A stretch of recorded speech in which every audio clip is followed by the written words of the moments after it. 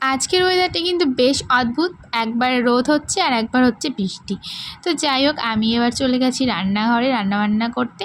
তো আজকে আমি বানাচ্ছি পেঁপে আলুর তরকারি। তো আগের দিন রাতে আমি পেঁপে আলু কেটে রেখেছিলাম তরকারি করব বলে।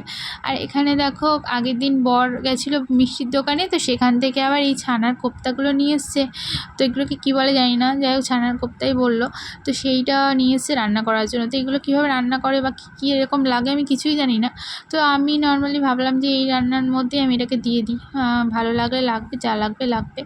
তো যাই হোক, দেখো এখন এই রান্নাবান্না হচ্ছে। আর এদিকে ছেলে কিন্তু খাইয়ে দাইয়ে দিয়েছি, ও এখন খেলা করছে আমার এখানে।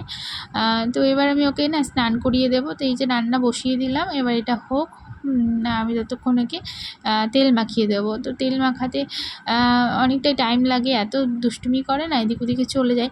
তো দেখো, এবার ওকে স্নান করিয়ে দিয়েছি। স্নান টান করিয়ে আমি ওকে পাশের ফ্ল্যাটে রেখে আসলাম। আর এই যে দেখো, এখানে ওর খিচুড়ি বানিয়ে নিচ্ছি, আর এখানে আমাদের জন্য ডিমের অমলেট বানিয়ে নেব।